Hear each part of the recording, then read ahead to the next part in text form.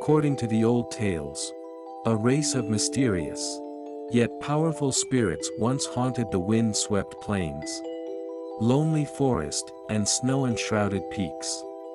These beings were akin to the mighty race of giants, for they too were living, breathing embodiments of the earth's power. But where giants came to embody all that was chaotic and destructive in nature's mosaic, these little beings came to represent order and the constructive purpose of the very earth itself. The little people, as their name implies, were diminutive beings who varied in height from 6 inches to 3 feet.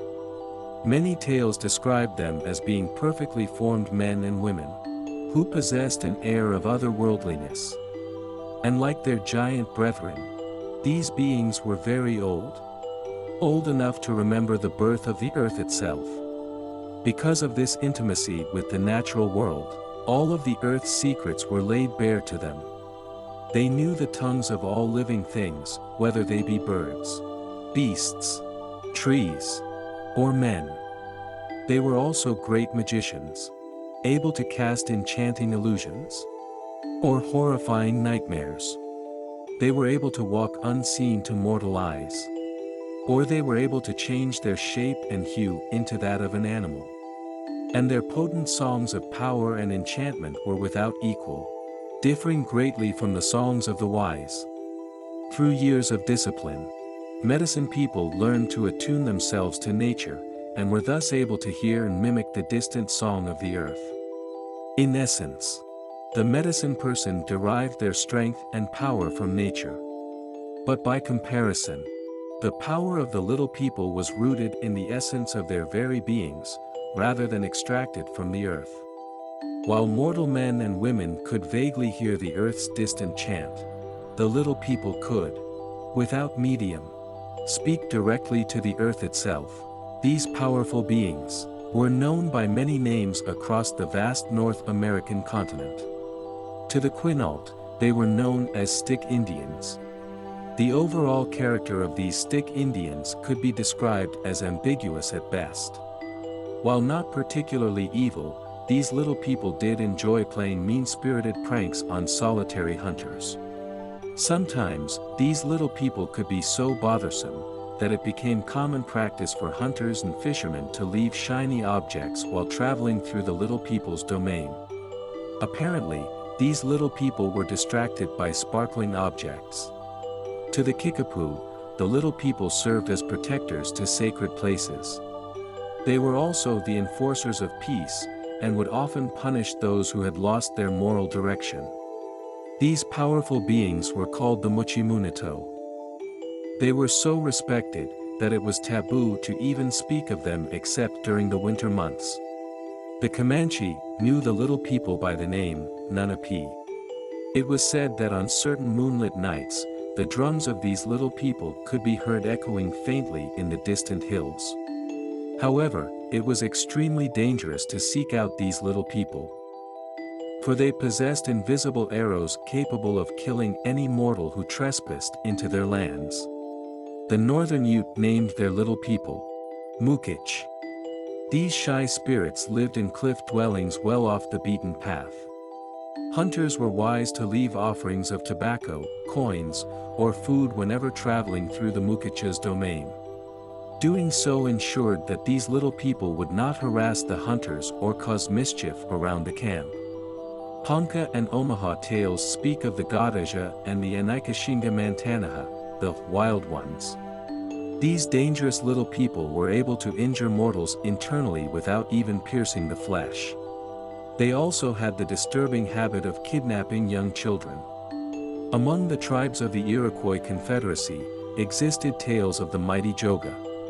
These little people were the protective spirits of nature who kept the natural order of the world in total balance. Without them, it was believed that all life on earth would die. These nature spirits were divided into 3 groups, the Gandayak, the Odawas, and the Gahongas. The Gandayak held all forest and rivers under their protection.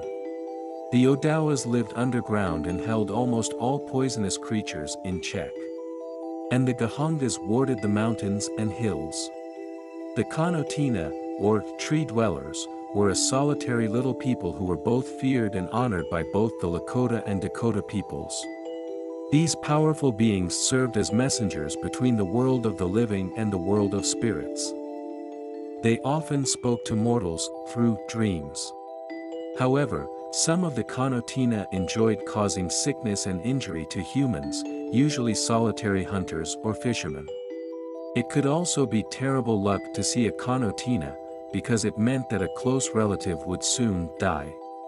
The Creek Nation called the little people the Estilapuske. Oftentimes, tribal members had to employ the services of powerful medicine men to counteract these little people's dangerous magic. And it was not unheard of for hunters to be led astray into the dark forests by these wily, little people. On a darker note, they were also known to spread madness. The Miwok peoples feared the volatile nature spirit, Nenekatu. This little person had power over the waters and also possessed the ability to enchant her victims. This powerful being wore the appearance of a small wizened woman, whose long black hair swept the ground behind her.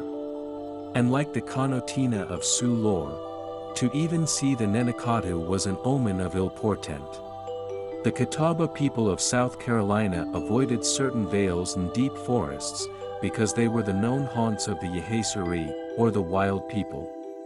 These mysterious little people lived deep underground and subsisted on turtles, roots, tadpoles, and acorns. Private beings, the wild people shunned mortals, unless they were on raids to steal items such as knives, whetstones, jewelry, or feathers from tribal campgrounds. However, should a man or woman accidentally stumble into their domain, the Yehaisuri would make their presence abundantly known. Out of spite, these creatures would tangle a horse's hair, kidnap children, and frighten hunters with their disconcerting childlike cries. They also possessed magically charged arrows that could maim or kill their intended victims without the victim even realizing the damage, until it was too late. However, it is important to note that not all groups of little people were so perilous to humans. Some groups were simply watchful and uneasy when in the company of mortals. One such group was the Maimegweshi of Algonquin folklore. These small hairy beings were believed to have carved the ancient petroglyphs among the caves and cliffs of the northeast. The Maimegweshi were also known for their love of fish. When they were in need, and bold enough, these little people would make stealthy incursions into tribal camps to steal the fishermen's catch. Easily frightened, the Maimegweshi could escape detection or capture with tremendous speed, either on foot or in their stone canoes. Upon entering a stony outcrop or cliff, they would enter the rock face and vanish. Some tales said that certain holy men could enter the Maimegweshi's magical dwellings, and trade tobacco for the powerful earth medicine of these little people. For the Choctaw, the powerful little person known as the Kanakuasha was a mysterious being that aided holy men in their search for herbs and curative items.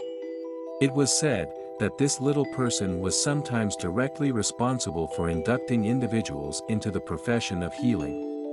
Sometimes, lost or runaway children had the good fortune to be found and rescued by the Kanakuasha. Before returning a child home, the kindly little person first took them to his distant lands.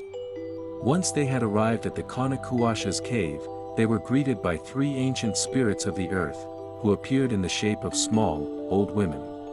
To the child, the old women brought 3 items: a sharp knife, a bowl of poisonous plants, and a bowl of curative herbs. If the child chose to take the knife, he would grow to be a dishonorable man, prone to violence. If the child chose the bowl of poisonous plants, he would grow up unable to distinguish good from bad, proving to be an unreliable individual at best. But if the child chose the 3rd bowl of healing herbs, he was destined to become a great healer, and a prominent figure amongst his people. The Kanakuasha and the 3 little women would then confer upon the child all the knowledge needed to become a healer. For 3 days the child would stay with these little people, after which time, he was safely returned home. However, the child would be forbidden to talk about where he had been or what he had seen.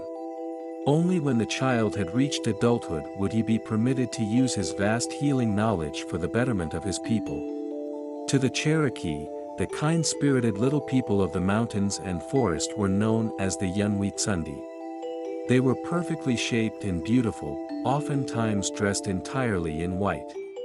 These helpful sprites guided lost hunters home, and like the Kanakuasha, helped medicine men find healing herbs. A gentle race, they rejoiced in the presence of children. Sometimes, they would bring young ones to their mystical dwellings deep within the mountains. After a short visit, they would return the children home, laden with gifts.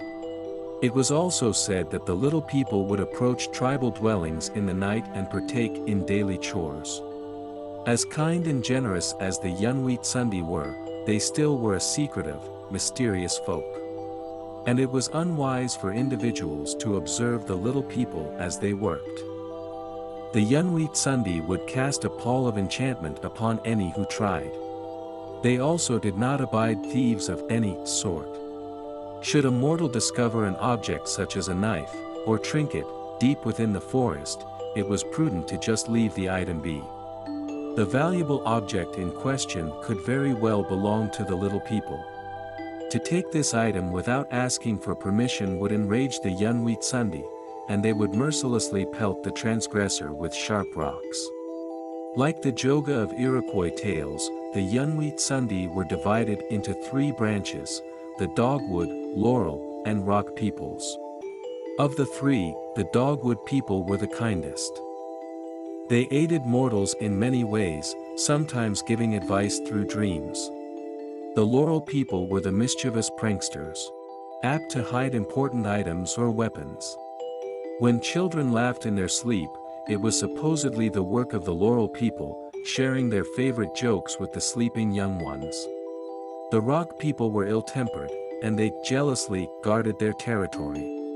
These mean-spirited sprites stole babies, and shot invisible arrows at people. This was why some older adults felt pain in the morning.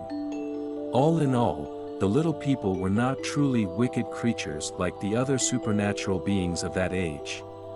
Rather, as beings born in the first age of creation, they simply had altogether different values. These were older values that centered upon the overall well-being and balance of the natural world. Over the centuries, man retreated from nature, only to become lost in himself. Perhaps this is why the little people treated mortals with such wary tolerance, or with unrelenting hostility.